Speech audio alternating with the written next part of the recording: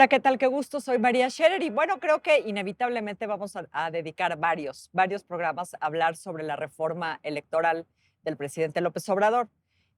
Pues qué mejor que empezar con Luis Carlos Ugalde, director de Integralia y ex consejero presidente del IFE, del entonces IFE. Luis Carlos, qué gusto, qué bien tenerte Gracias, por María, por aquí. invitarme.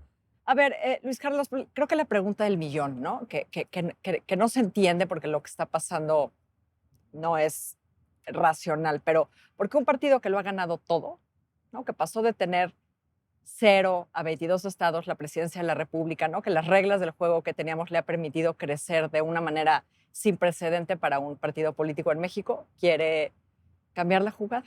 No tiene sentido. O sea, para Morena no tiene sentido, no hace sentido lógico que un partido que ha ganado durante 4 años prácticamente el 60 o 70% de los cargos en disputa, ahora quiera cambiar las reglas del juego que, digamos, le han permitido ser ya casi un partido hegemónico. Y yo creo que es más bien un asunto personal de López Obrador.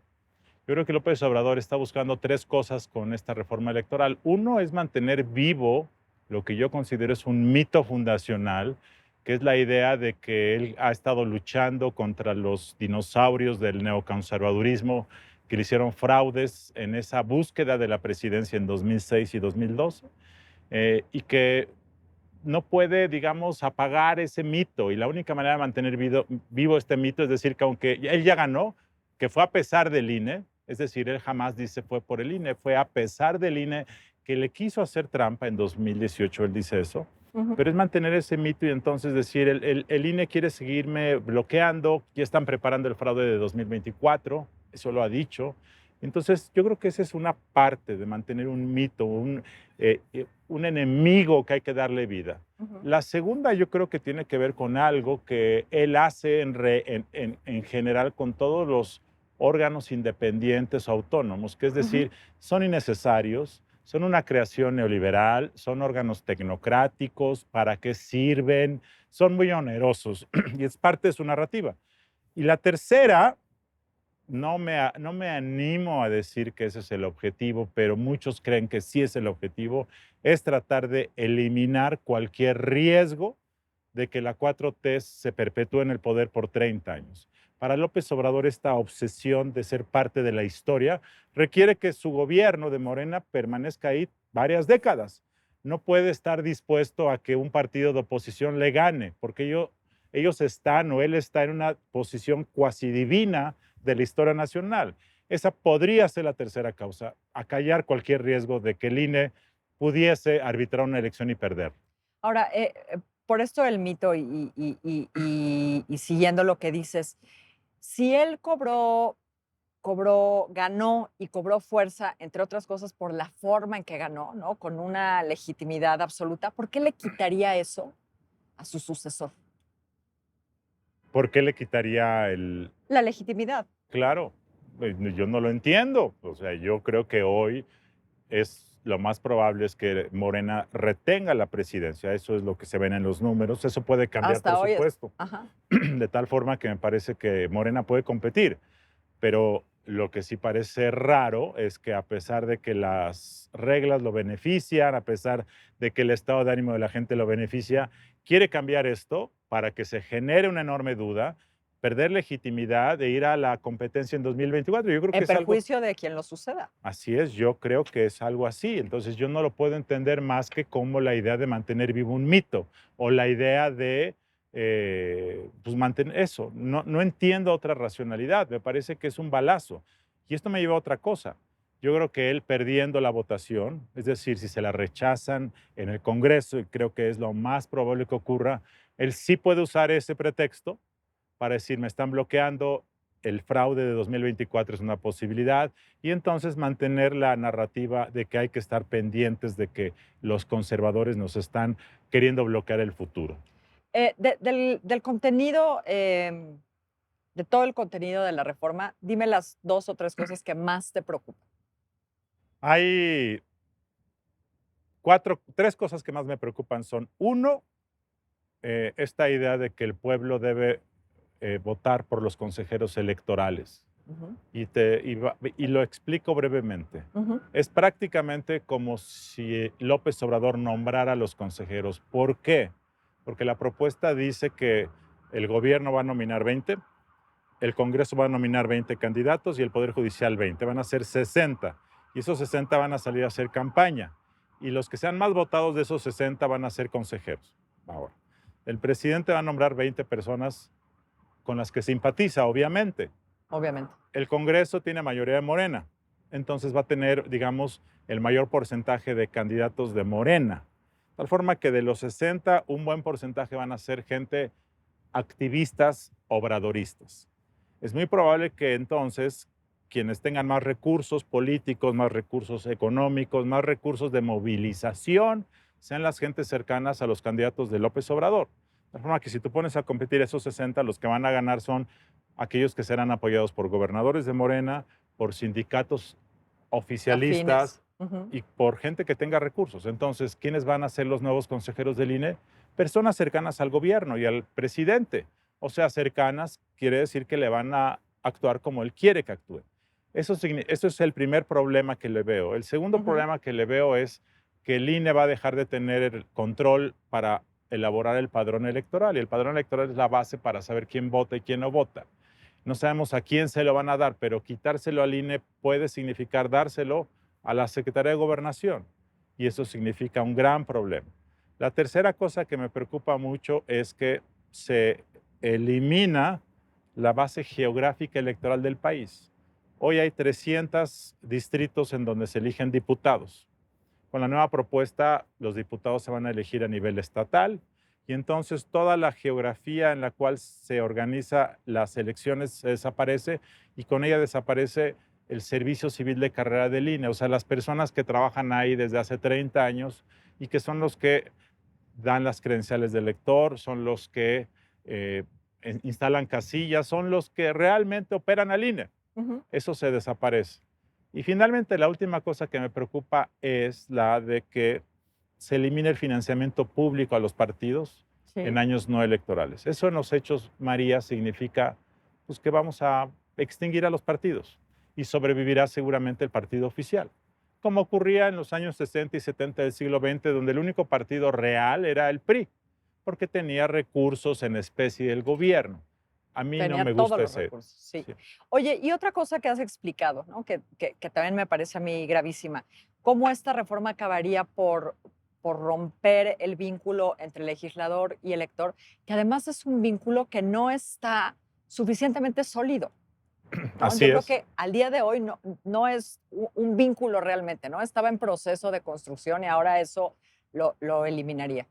Sí, esto es algo importante también, María, porque el presidente propone aumentar los plurinominales. Ujú, Nos había dicho que los iba a eliminar, ahora su propuesta los aumenta. ujú. Y entonces en la Cámara de Diputados los 300 diputados van a ser plurinominales y en el Senado los 96 van a ser pluris. Y efectivamente, vamos tú y yo y la gente que nos escucha ir a votar por los partidos sin saber exactamente a quién estamos decidiendo que sea diputado o senador. Y esto sí va a generar mucha más lejanía, Distancia. Ujú. distancia. Y efectivamente ese es un tema que a mí me parece que no ayuda a que los diputados rindan cuentas. Hoy, algunos, no todos, de los 300 diputados que son electos por voto directo, por mayoría, pues eventualmente van, dan un informe, se preocupan por su distrito, pero con esto eso se difumina Sí, y vamos en el camino apenas de eso, muy ¿no? De lento, rendir sí. cuentas, de crear ese vínculo y, Así es. em, a ver, si la reforma pone en riesgo la existencia misma de los partidos, ¿no? Em, entonces, a ver, espérame, déjame volver atrás. Hay esta teoría, ¿no? Que el presidente en realidad no quiere la reforma en estos términos, ¿no? Como la conocemos hasta ahora, como se ha informado hasta ahora. Que lo que quiere es hacer mucho ruido para acabar haciendo algo mucho más pequeño, que es acabar nombrando o bien entorpeciendo que se sustituyan los consejeros que van a sustituirse, los cuatro, y dejando al INE cojo, ¿no? O poniendo a quien quiere poner, ¿no? Entonces, que al final está haciendo como mucho escándalo para lograr solo esto otro que es igualmente grave. ¿Tú crees? Yo ¿O que creo, va por todas y a lo mejor quiere acabar quedándose con eso? ¿O se acaba quedando con eso? ¿O cómo? mira, se acaba de dar a conocer un recorte de casi 5,000 millones de pesos al INE. Ujú. Y claramente eso sí va a ocurrir dentro de 2 semanas cuando se vote el presupuesto. Y una de las justificaciones que está dando, 25%, ¿no? Es algo así. sí, un poco menos. Ujú, Una de las justificaciones que se está dando es que no quisieron hacer la reforma electoral, pues ahora hay que cortarle dinero al INE. ujú. Dentro de 3 o 4 meses, cuando se nombren a los consejeros que se van en marzo, claramente el gobierno y Morena van a decir que hay que garantizar que el INE responda a los intereses del pueblo y van a querer forzar ellos nombrar al presidente del instituto o a la presidenta. Y claramente López Obrador, como quiere que haya una transformación de las instituciones, quiere que haya un activista en el INE. Él dice que incluso el periodismo no puede ser neutro y que los órganos electorales tampoco deben ser neutros. Él cree que todos debemos estar en su transformación. Entonces, él concibe así.